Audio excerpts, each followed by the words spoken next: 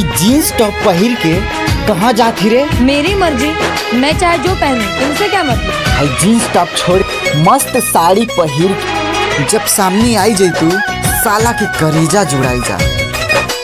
साड़ी पहने मेरी जुत्ती